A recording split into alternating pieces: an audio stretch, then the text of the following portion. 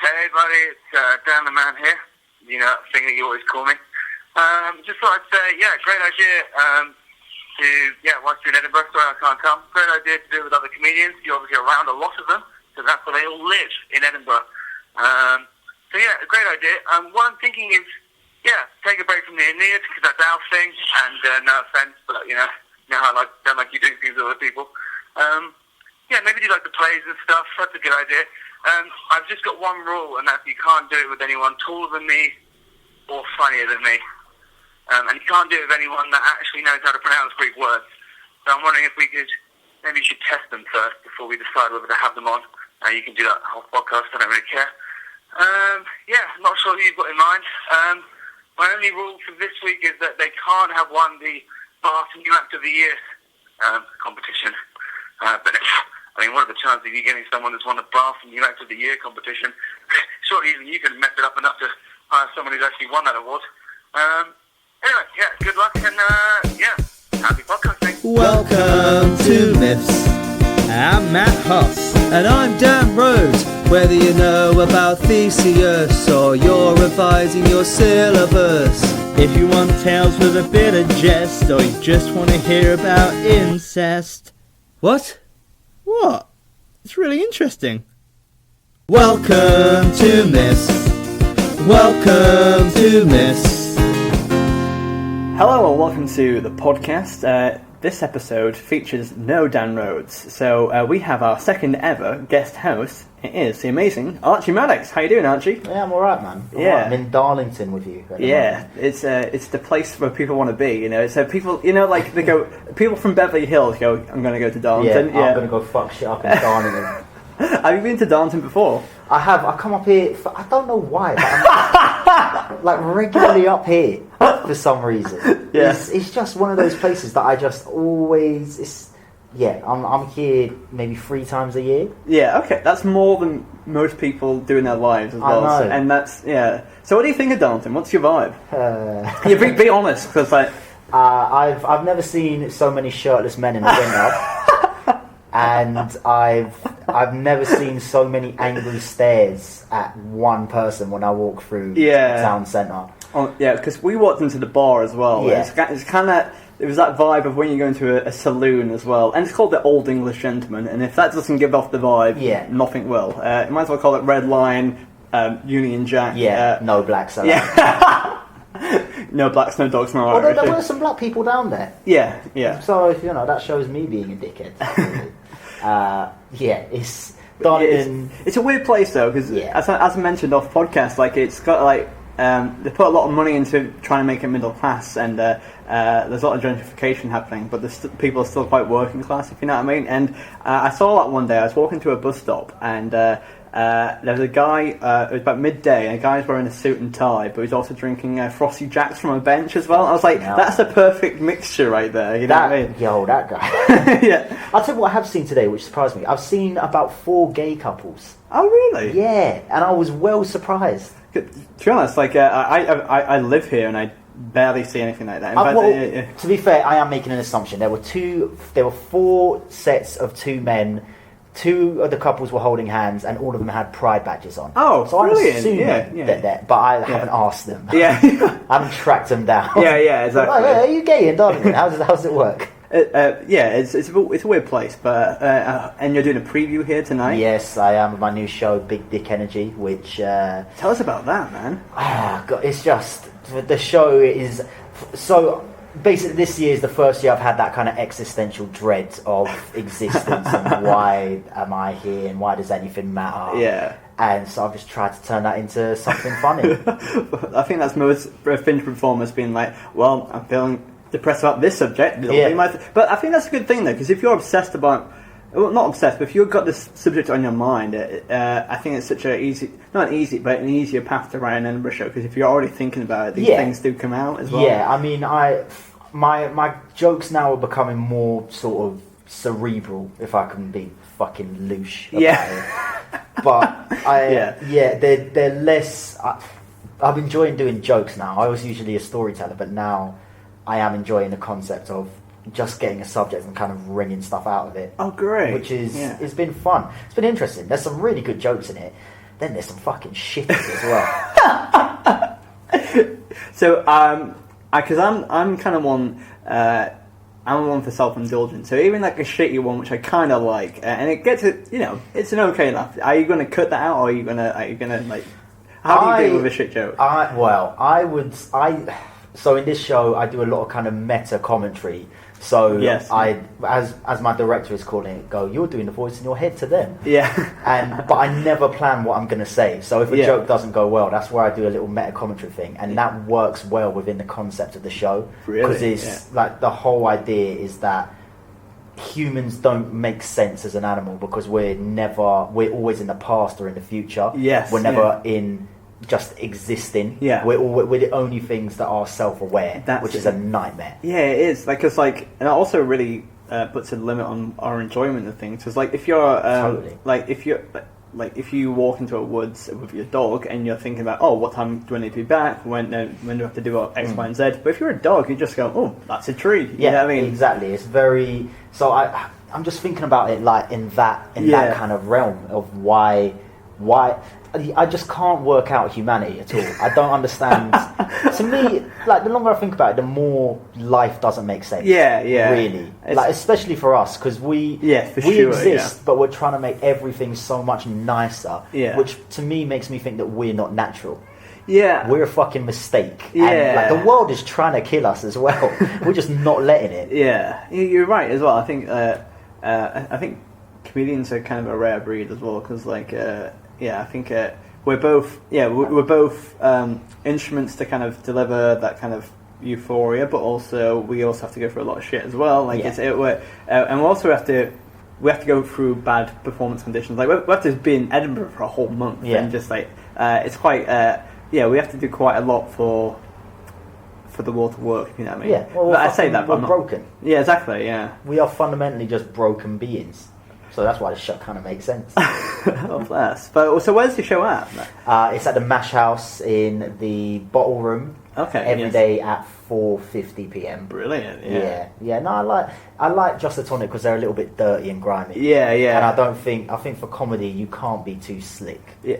I've also I'm doing my debut hour at it's the meeting room at Grassmarket Centre, and I just found out this week that this room is infamously very hot. So it's gonna be. It is really hot. I've been in there. Oh yes, I'm gonna. Well, I think. Gonna bring your own fans. Yeah. Well, yeah. I think I might get the whole audience to kind of like fan me down and something like that. But yeah, it'd be good. I like to. I hit them with 20 minutes of gold, then the 40 minutes, which isn't that good, I'll just blame it on the heat. So yeah, fair enough. How are you finding putting together your debut hour? Yeah, well, to be honest, I've been working on it for a while, and it's not a best of show either. It's very much written specifically for the show, and it's a personal show and it's a storytelling show. So it's kind of, I'm quite good at doing big arcs, and to be honest, I got the main arc down to a T to begin with. So it's that big arc was done. It's been done since like February, March, but it's all just.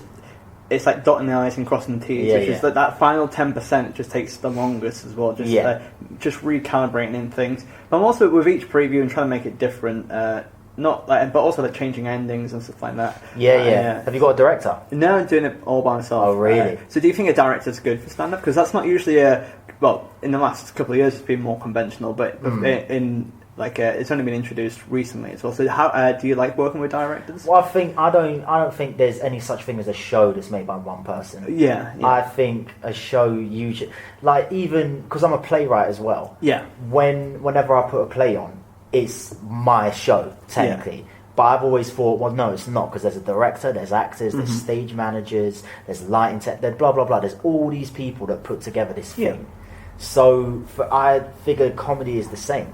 If you have outside eyes on it, it is going to make it a better thing. That's the thing. But also, I also feel a bit mad because I've had to make the decisions and everything. So having someone go, well, that should go there. I was like, thank you. Oh my god, that's so much helpful. Because at the moment, I'm like, is this funny? I don't know. Yeah. And also, there's been some previews where I've really gone a bit mad on it as well. So I've got one bit which is quite weird, but I think I'm just hoping it might work for Edinburgh as well. So Yeah. I mean, basically my director just talks me out of doing stupid things. Like the other, I still might do it, and they'll probably she shouts at me all the time. Like every preview she comes to, she's like, "What the fuck did you do that for? Why did that work? Why did you change it?" Like, because I wanted to get it better. She's like, "Well, it's worse now." That's a lot of negative energy. That's what I need. Yeah. I don't thrive off positivity. Yeah. Proper, just being shouting at. That's what I need. But I had an idea, because the show is kind of talking about the concept of reality being a fallacy, and how each individual reality informs the wider reality of being and purpose and blah blah blah. Yeah. I wanted to just tell a story about the worst thing I've ever done, and then at the end go, do you know what the worst thing about that story is? It's not even true. Yeah. And just kind of pulled a rug out, and then she just went, "Why?" Because I think it's a word of comment on what reality is, whatever you choose it to believe it is. And she's like, "No, don't do that." But that's it. Just a simple, just I guess it's just like a systems check. You know what I mean? Just someone to go, well, just to bring you back in as well, and also to push you as well, I suppose. Yeah, and just someone, because I've worked with her for the last 3 years. And we just build the show together. Like, I write all of it, but she'll do little tweaks here and there and go, "Why don't you move that to here? Why don't you say that like this, rather than how you are, because it's getting lost at the moment." So it's just stuff that I wouldn't even think of, really. Yeah. So it's useful. Maybe do it for the second show. I assume I've already won the Edinburgh Fringe Newcomer Award anyway, so Obviously. People will be coming at me all together, and I've won every award. Okay, welcome to the podcast. Are you a fan of Greek myths and Greek? Fucking love a Greek myth. Yeah. I love my dad when I was younger used to read them to me. Oh, so you're quite familiar with a lot. I'm familiar with some. I'm familiar with the bigger ones. Yes, and then some of the weirder kind of just outside. Basically, every myth is Zeus being a poet. That's every myth, man. He's always banging people, and chucking people off mountains and stuff. This dude's a nightmare. Yeah, he shouldn't be the rule though. No, he's the worst fucking king I've ever seen. And he's just such a awful being as well, and just a massive. And every story, as we mentioned off air, every story just kind of goes, well, I guess I'll rape you now, and that's the creation of the whole of their universe. I know, as well. it is really weird, isn't it? Yeah, it's so weird. I find creation myths fascinating. Like the ancient Egyptians believed one, where I think it was Nut, I think Nut is the god of the sky, and Nut basically just came, and that was existence. Yeah. I'm like, all right. I guess it kind of works. Yeah, cool. I mean, that is how existence does happen, but we didn't have to all be this dude's cum. Well, I think before the gods came along, there was the more cosmic elements, and Uranus. I think Uranus was is that Uranus? That's where Uranus comes from. He's an all-powerful being. Essentially, he kind of just came and landed on Gaia, on Mother Earth, and basically a sky creature came on the planet, and wife was born. They just fucking love coming on stuff, don't they? You just love cum. It's well sexual. All these myths. Yeah, it's really and there's some. We've done loads in the past. Do check out the other ones, but there's one where Hephaestus, he's the god. He's the armor god. He builds stuff as well, and he lives in Tartarus, so he's quite an ugly kind of builder. And Athena comes down one day, and he fancies her so much, he chases her out, and she's like, "No, leave me alone." And he just just because he's so excited, he just comes on her leg as well. Just it's horrible. Nice. Do check out that episode. Good one. My favourite, I can't remember who it was, but there was one woman that Zeus was trying to bang. I think it was a god. Yeah. He was just trying to fuck her for years and years, and she was like, no. And then, to stop this dude from pestering her, she turned herself into a fly. Yeah. And Zeus got annoyed and went, "Well, I'm not having that." And then he ate her. And then she turned into his fucking consciousness. And just nags him from inside his own head. And he can't do anything about it. I just think, what weird. Yeah, it's a lot. Yeah, it's quite problematic. A lot of these stories are quite problematic in these days. But I guess that's what I love most about this podcast is to kind of really shine a light on these things as well. I mean, I kind of have issues with people saying stuff is problematic because it's just the way that stuff is. You know what I mean? I think saying something is problematic is sort of a way of not really dealing with anything. Yeah.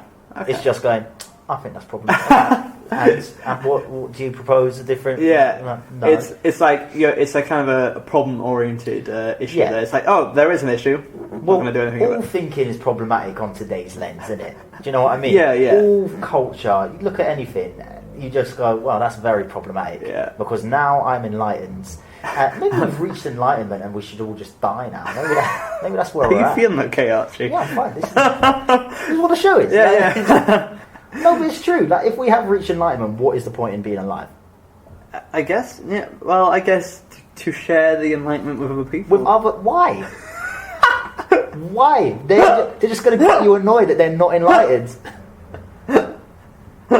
I'll be honest. Like the only other guest host we've had in this podcast, the second one ever, was Laura Lex. And at the start, we do like this interview thing, and at the start of her episode, it's quite a depressive start because usually it's quite an upbeat show. But this one, I feel like me as an interviewer, I just brought you down. So sorry. I don't feel down at all. I feel quite happy in knowing that nothing means anything. Yeah, but I feel think very happy about that. But that's the thing, because I used to be. Well, I am existential, but I think you can take it. You can be depressed by it. But, nothing means anything, but also nothing means anything. I mean, exactly. That you can. Like, there's so much power with that. You don't have to do anything. Yeah. Like you don't even have to feed yourself if you don't want. Yeah, exactly. Yeah. Because if you die, you'll upset people for a few years, and then it'll be fine. Yeah.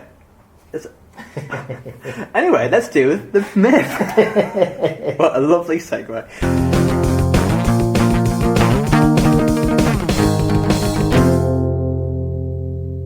But yeah, again, it's such a pleasure to have you on the podcast, Archie. And today, I think it's going to be a niche one. Do you know anything about Greek comedies?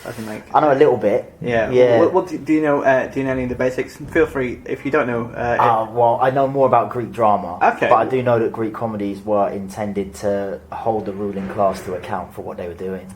That's pretty spot on there. But before we go into what's your favourite Greek tragedy? Probably Antigone. Yes. Yeah, Antigone's a good one. Electra's pretty good. Yeah. But Antigone, what does she do? She kills the king because he murdered her brother or something. I think Antigone.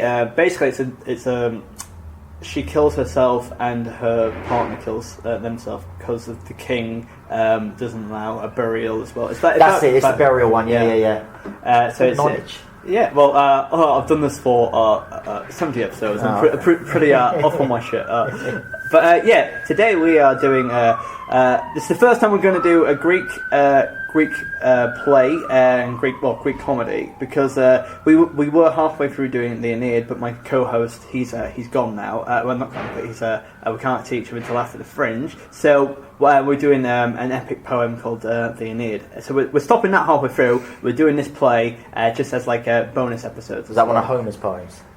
No, it's actually not. It's by a guy called Virgil from Roman times. Okay. And Virgil, it's an homage to the Homer poems as well. Because the Aeneid is quite close to the Iliad, isn't it? Yeah. Well, like what it does, it takes basically half and half. So the first section's like the Odyssey. It's like a lot of adventure. The second half is like the Iliad, which is like a warfare kind of right. thing. Okay.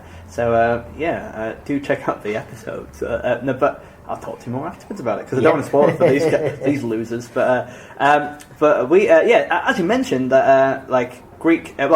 There's things called old comedy and new comedy in ancient Greek plays, and nothing changes, does it? No, yeah. Old comedy and new comedy. That's the criticism I get a lot of. Can't you do stuff that people used to do? Yeah, like, no. Yeah, just that. Oh, an old man walks into the pub. Yeah, like that's my Burning Man impression. Now, also, I've never told anyone this, but like, and it's nothing to read into, but like, if I ever need to put myself up, I always do a Burning Man impression, be like, "Oh, come on, Matt, cheer yourself up." And he was a funny guy. Yeah, I mean, like, it's just the voice. There's nothing beyond that, if you know what I mean. But I feel like he was a very funny. This is the thing, though. People back then, you can't discount how funny those people were. Yeah. Despite, because you look at it from today's thing, and you go, "Oh, what an animal!" Mm-hmm. But back then, most people, myself included, I would have watched him and gone, "Oh, he's doing a black joke." Great. Yeah. Do you know? Because I just would have been so excited that he's talking about black people. Yeah. Oh my god, he's doing it! Oh my god. Yeah. I think the exception because I one time during on a holiday I hung out a lot with my uncle. We went traveling across Europe and stayed with him. And my uncle, he's a bit of a racist, and and basically he was can't be a bit, mate. He was quite a massive racist. Racist or not? Yeah, he might listen to the podcast, but like, well, I don't care. Fuck you, Matt's uncle. Yeah, you've never met me. You wouldn't like me if you did. Anyway, but the thing is, on the car journey, he made us listen to it, and he was laughing quite maliciously, and I think that's the issue. At the time, I think okay, there's maybe I think there's a bit more element of lack of knowledge and whatever, or like maybe that's part of the culture. But now, if you're laughing at it now, it's there's obviously a telltale sign. You know what I mean? It's a big difference. Yeah.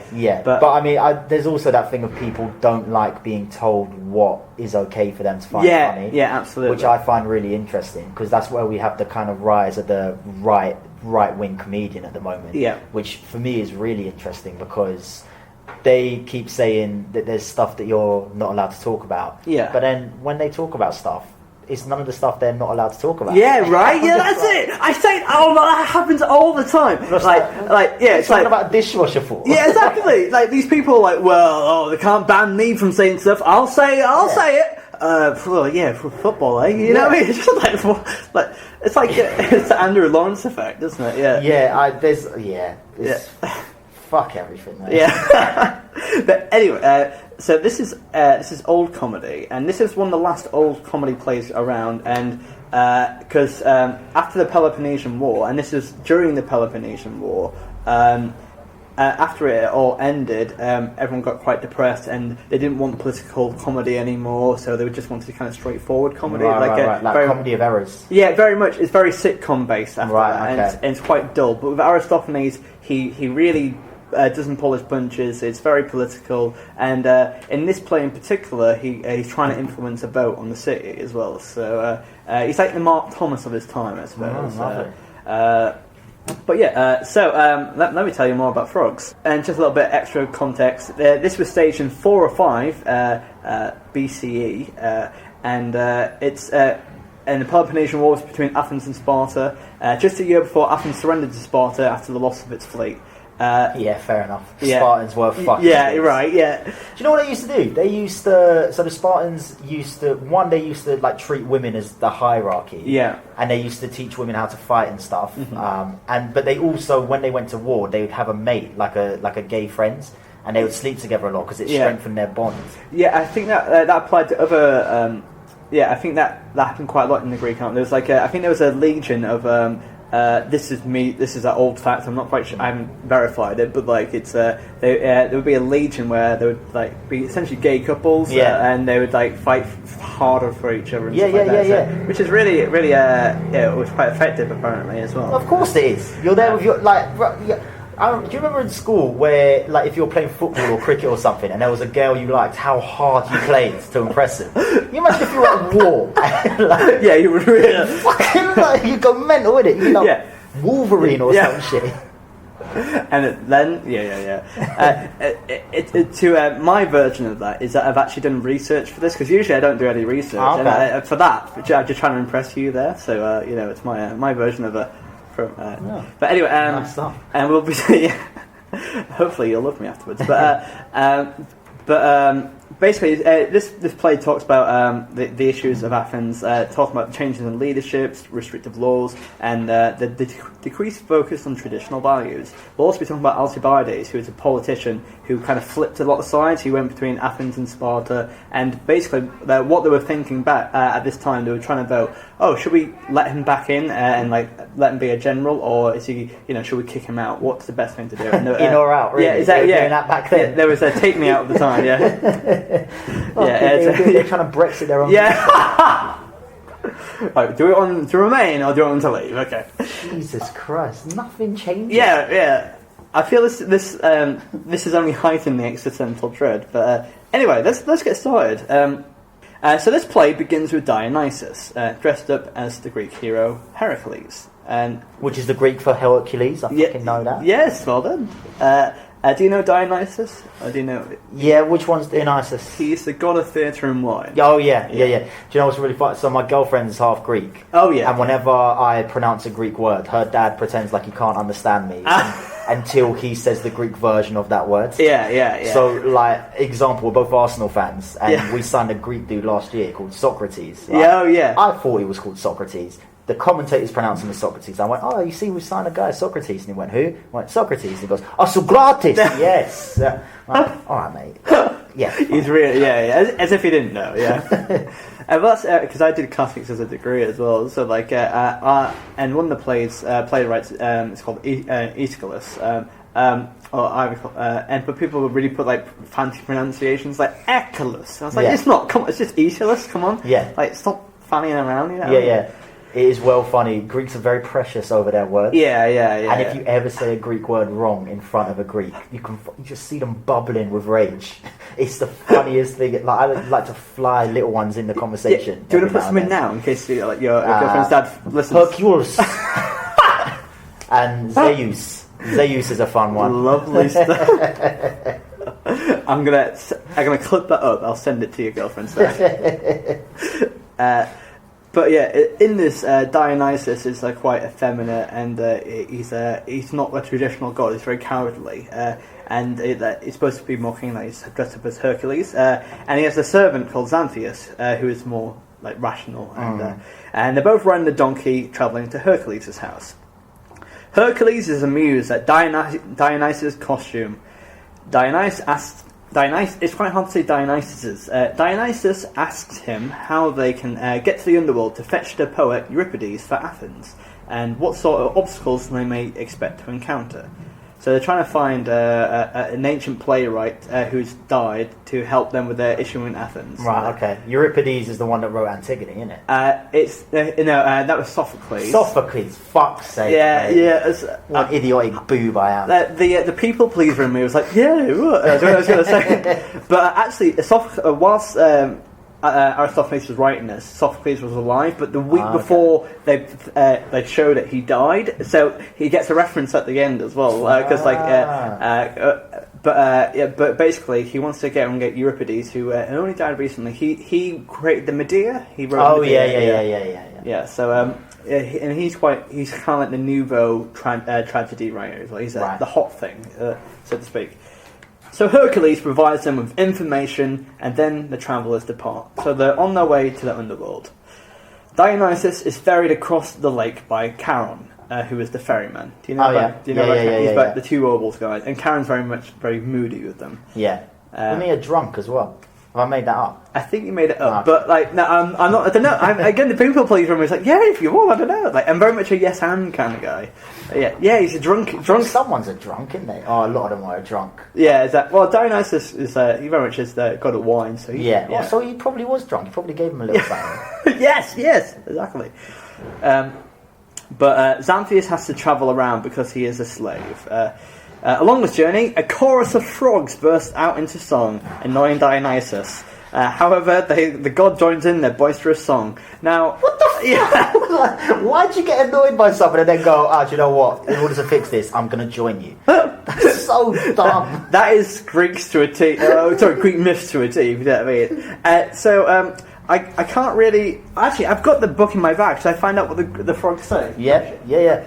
Oh, you fucked up everything, For anyone that doesn't know, Matt's just dropped all his water. I got really excited. On a 1960s carpet. Oh, it's going to soak through. Oh, who cares? Yeah. They probably voted Brexit, so... Yeah. There's no probably of that. So, let me try and find the frogs bit for you, and I will... while doing that, we can have a... Where can I go and eat? I want to eat before I do my preview. That's a good point. Is there anywhere to eat in Darlington? There's nowhere to eat in Darlington. The frogs go, Cokes. Fucking hell. do you want to give that a go? Do you want to be a frog? Well, Cokes. Yeah. What's the Cokes bit about? It's just, I think it's much more... croaks as in they got... Yeah, I think it's spelled like Koax, which I think is the Greek for croaks. Yeah, alright, cool. That's my, 3 years. Frogs sound well different in different parts of the world. It's really interesting. No, because like before I first went to Trinidad, my auntie tried to tell me that Trinidadian frogs they would try and lure you into the bushes, and I go, well, what the fuck do they sound like? She go, they saying come. And I'm like, do the sound of what frogs sound. She went, come nana, come nana. They don't sound anything like that. So I don't know what she said. Right, I want to know what frogs sound like from every different place. Well, here they're like, innit? Yeah. Which is just reflects her. We're moody. We're just fucking. Whereas in Trinidad, they're like, whip, whip. I think that Kumnana. Yeah, Kumnana sounds it sounds overly sexual. But Yeah. like but I kind of like the rip. Yeah, that's Rip, right. That's all I've got. That's as far as my frog knowledge goes. Right. At the end of this podcast, I'll put clips of every frog from every nation. So he joins the boisterous song of Cooks. I remember I learned this in my GCSE class, and the teacher made us do the activity, and that good times. Anyway, Dionysus and Xanthias join up on the other side of the lake, so they're in the underworld now. But before they can go very far, they encounter the monster Empusa. Don't really remember. Empusa? Yeah, Empusa. I'm not quite sure what that is, to be honest. Sounds like African slang for vagina.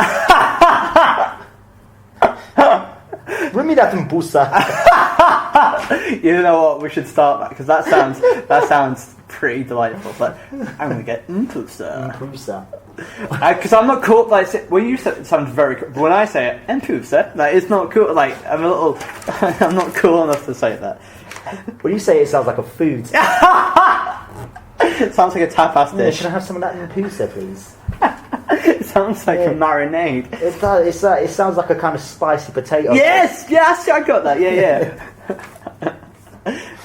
We're gonna go to the hole in the wall and get you some Empusa, okay? Empusa.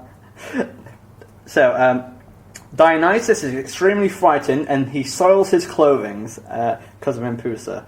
I've done that before. The chorus of the initiates, part of the Eleusinian mysteries, enters and sings a song to Icaeus, Demeter, and her daughter Persephone. So Persephone! Yeah, she's the queen of the underworld. Pomegranate girl, isn't it? Yes! Yeah. Oh, I see, you're actually genuinely better than my actual co-host as well. I know about the pomegranate girl. Do you want a full-time job at this? Yeah, mate, pay me. Yeah, if I got paid for this myself, it'd be great. So they eventually arrive at Hades' house, and Dionysus and Xanthias knock on the door. I just find it funny that the god of the underworld has a door. Yeah, it just says home sweet home. Who's knocking? Yeah. What goes through his mind? Yeah. There's a fucking god of death, and there's hello. It's very casual, isn't it? Yeah. It's like, should we just pop around to Hades' house, see if you got any sugar? You know what I mean? Why does everyone have doors? It's so hot. You don't need a door. Yeah, absolutely. Especially in the underworld. Also, Empusa just goes away. Apparently, I don't know what happened then. That's what happens with Empusa. You have it and then it's gone. It's like you've seen my Edinburgh show.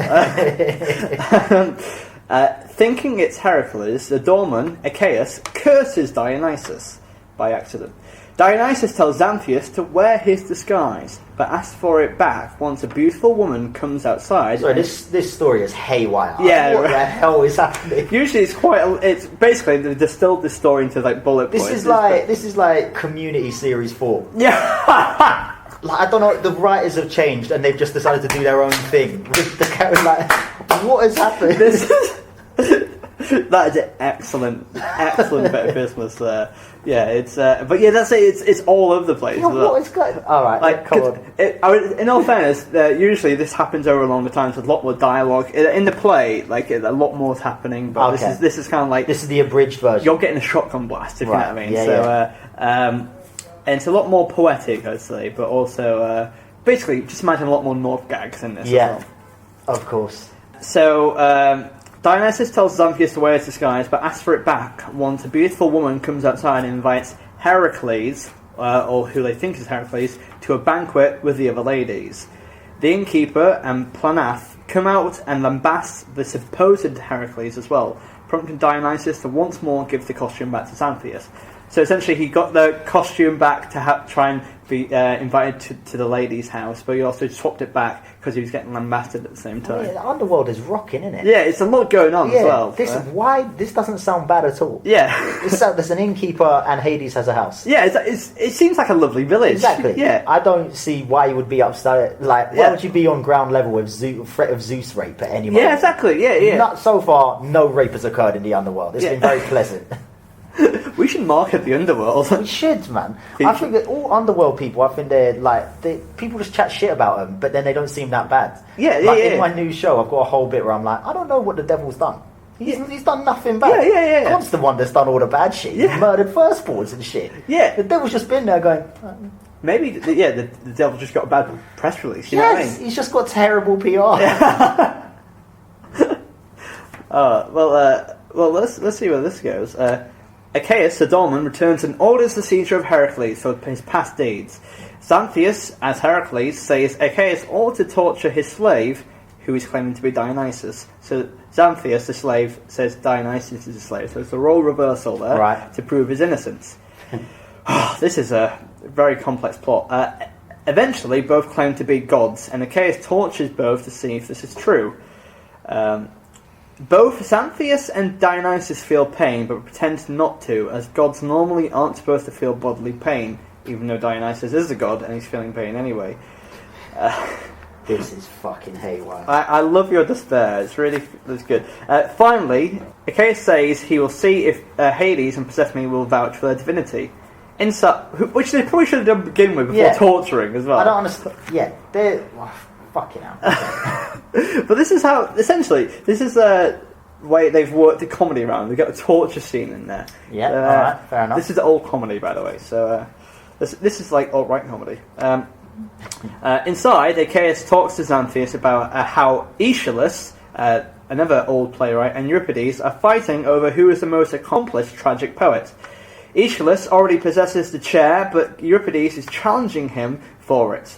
So Euripides is the new playwright, the hot thing, and Aeschylus is old school. Yeah. And Euripides kind of represents the break in traditions and like to kind of... but Aeschylus is like traditional old school values. Right, Hades calls a contest and Dionysus is made the judge. Both poets criticise each other. Well, why have they made the guy who they're not sure who it is the judge? Doesn't make any sense. There's this guy, a minute ago he was Hercules, and now he's no longer Hercules, and no one cares. Yeah, exactly. And now there was a judge. like he is skyrocketed as well. Like, fucking hell. I mean, Hades is not running the shit. He's very much the Boris Johnson of the day, because he very much he was lambasted, but somehow he's in a position of power. Yeah, Jesus Christ. So the competition begins, and so they do a poetry contest essentially. And in a series of contests, Aeschylus and Euripides discuss who is better at prologues, lyrics, making their audience better citizens. Euripides claims to have slimmed down tragedy from its ponderousness and made it more accessible to the common person. He also says Aeschylus is verbose. Aeschylus... Fucking hell. What's Aeschylus done? Everyone hates this dude for some reason. Well, he's just an old school guy. He's just, he did some of the best work, but it's not respected by the newcomers. Aeschylus, for his part, criticises the metre of Euripides' work and claims that his verse is wanton. It's essentially like a rap battle, but very much, but use words like verbose and wanton as well. So verbose is a good word. Yeah. So it's a good word to confuse people. Yeah. I think they're very verbose, and then they go, and I don't know what that Have you seen my Impusa? Yeah. My Impusa. Fresh Impusa. Dionysus cannot seem to come to a conclusion, so he orders the two poets' verses to be weighed, physically apparently, because he refers to lofty things such as death and rivers. Aeschylus wins the weighing. Finally, the two poets are asked to comment on how the Athenians should deal with the statesman Alcibiades, as mentioned earlier. Dionysus decides Aeschylus is the overall winner, because the poet and Hades return to Hades' house for a banquet. Aeschylus tells Pluto to give his chair to Socrates, I think it means Sophocles. Once he's where's Socrates knocked up from? Yeah, I think it's because maybe it's Socrates. Maybe Socrates dies in the week of this, and he gives him the chair just because I think that's the reference to the person that's just died. and then he departs for the upper world.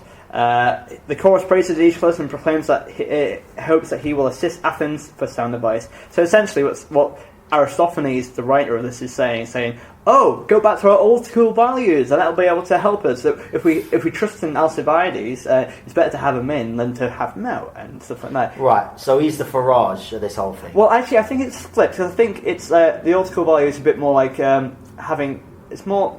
I think it's slightly more Romani, but it's a bit complex. I don't think it's as clear cut, to be honest. So, okay. So it's, because Brexit is clear cut. Yeah.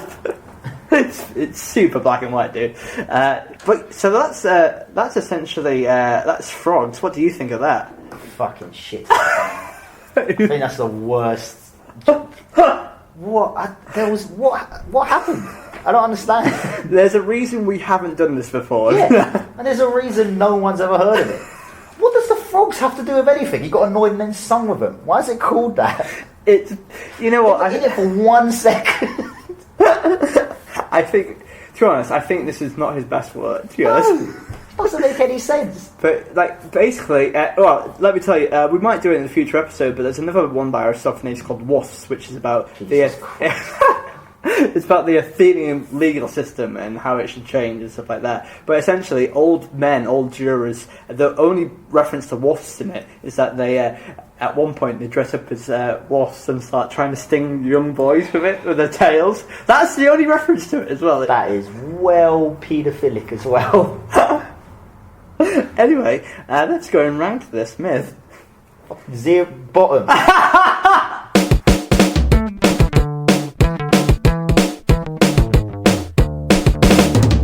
Okay. It's not even a myth. Well, technically not a myth, but it has gods and stuff like that, so there's a lot of stuff going on. So, Archie, you might be unaware, but we rank this on 4 sections. We do it in life skills, so the practical things that we learn, like the stuff like, have we learned how to build things, have we learned to shoot things, or what kind of the physical things that we learn? Okay, all I've learned is how to sing with frogs. Yeah. If you ever find yourself knocking on Hades' house, pretend you're Hercules. Yeah. And then say to someone later, with no explanation, "Oh no, I'm not Hercules." Yeah. So we got disguise skills. Also, a lot of the plots don't go anywhere as well. Like the monster and the bride, the sexy ladies and stuff like that. They just go nowhere, and yeah, it's quite a long way to nowhere. But so we learned how to disguise ourselves, how to travel into the underworld. We know how to soil ourselves. What else did we learn? We learned how to do poetry, I suppose. Did we? When did that happen? Well, at the end, they do a poetry contest. Oh right, okay. I think you might have zoned out. Yeah. We learned how to croak like I was properly zoned out by that point. Just thought this fucking myth needs to I could see it in your eyes. Yeah, had enough of this. But it's because I don't think there's tons. I guess we learned. We learned torture. We learned how to torture people. Yeah, great. Yeah, so, if they're dead.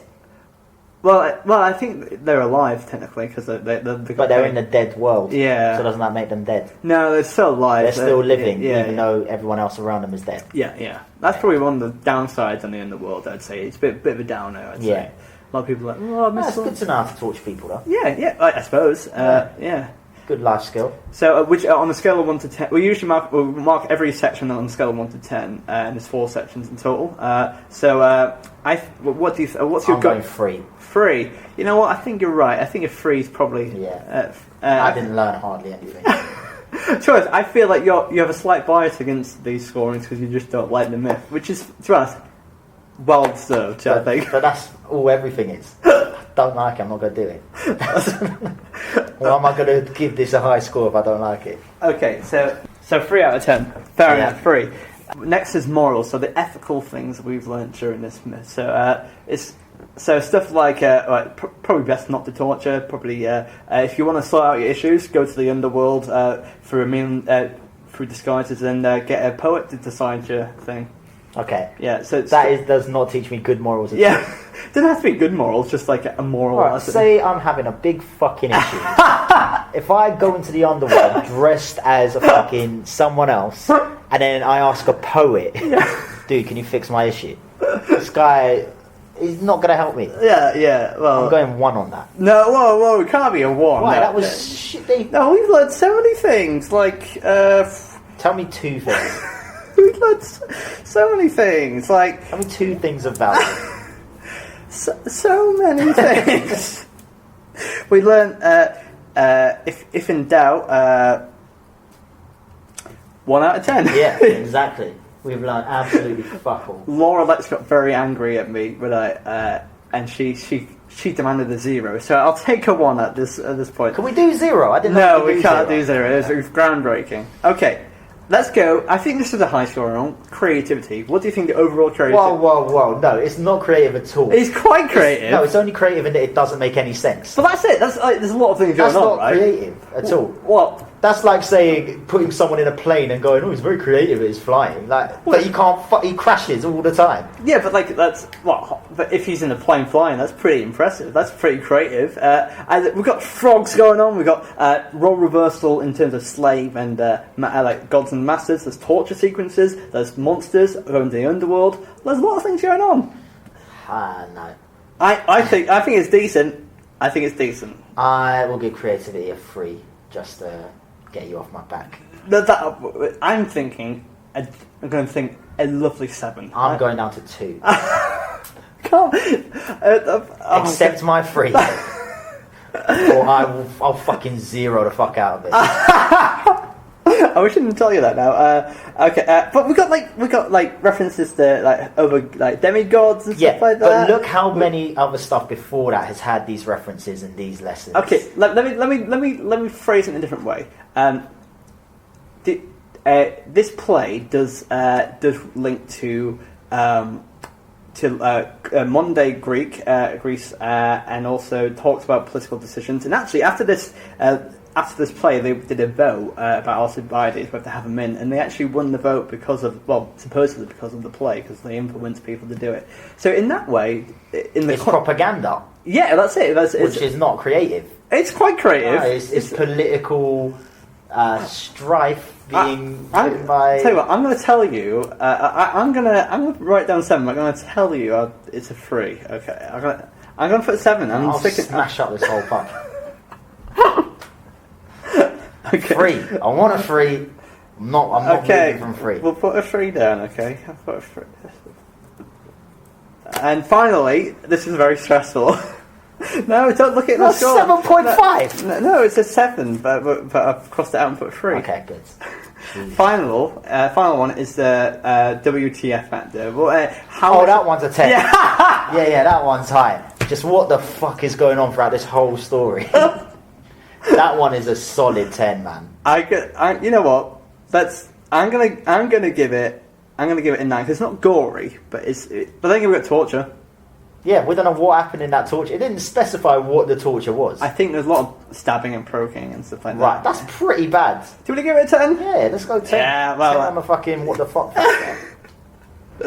Okay. Okay. Technically, if we're doing your markings, it would be 27. Or if it's my marking, no, that's not right. That's definitely not right. Jesus Christ. I'm very bad at maths. So 3 plus 3, 6, 17. It'd be 17. But I'm gonna give it 4 extra points for creativity. So it's gonna be 21. There we go. 21. I'm giving it 21. This is bullshit. I've overrided there. Absolute bullshit. So what do you think of that myth? Are you happy with that? No, I'm not happy with any of this. Would you have been happy? Would you have been happy with a different myth? Probably. Yeah. I'd have liked a good myth like the Minotaur. Yeah, well, that's the first one we did. But we should. Medusa. Again, we've done all the good ones. I'm sorry, Archie. Sirens. We have done them all. It's like you haven't listened to the podcast. The Harpies. We have done the Harpies as well. The Hydra. Have we done the Hydra? I think so. Yeah, we did Hercules. Yeah. Right. Okay. But yeah, thank you so much for coming on the podcast. Icarus. We've done Icarus. Fuck's Episode 3. You can't catch me out, mate. Honestly, we've been scraping the barrel for a long time now. Right. So yeah. Thanks for having me on. No, not guest wise, but this is you're creaming the crop, I'm mate. not looking you in the eye from this point. Oh, wow. Look, I'm going to look slightly off centre. Oh no, this is the worst day of my life, Archie. But yeah, thank you for coming on, man, and sorry for subduing you to that. But for the final time, where can people find you online? Where can people see you in Edinburgh? People can find me online on Facebook, Instagram, Twitter, Bebo, all of it, under Archie Maddocks, at Archie Maddocks, one kind of variant of that. Yeah. In Edinburgh, they can find me at Just The Tonic at the Mash House, 4:50 every day, in Just The Bottle Room. Show's called Big Dick Energy. It's very funny. Come and enjoy it. And are you touring it afterwards? Or are you doing anything like that? I'm probably not. What am I doing after that? I'm going to have a radio show with TalkSport every Thursday, which is going to be fun. That's amazing. Yeah, so I'm not going to be doing a lot of touring. That's wicked, but that's such a great thing to listen to that. That's amazing. I mean, technically it's not confirmed yet, so this could be a lie. Okay. As far as I know. Listen to it hypothetically. If not, just... I don't even know what it's called. Yeah. All I know is that I'm the comedic relief, and it's about race and football. That's all I know. That's all. Oh man, that's so cool. Yeah. I just got to do commentator watch for whenever they say, "Oh, this African team, they're very aggressive, aren't they?" And I'm like, there's one. Yeah. Oh wow, that's cool. That's. I don't even like sport, and that's cool. That's really cool, man. And that's awesome. Thanks. To hear. But yeah, and also like I think on a personal note, do go and see Archie when he performs live. He's one of my favourite acts to see and watch. And incredible. When I started doing comedy, watched him and was very much enamoured by his performance. So do see him live when possible. Also, if you want to. Let's do the social media. Why don't you follow us on Miffs Podcast? Send us an email at misspodcast@gmail.com. Give us 5 stars on iTunes and donate to our Patreon as well. Thank you so much for listening. Have you got any final words, Archie? No. Fair enough. Bye, everyone. Bye.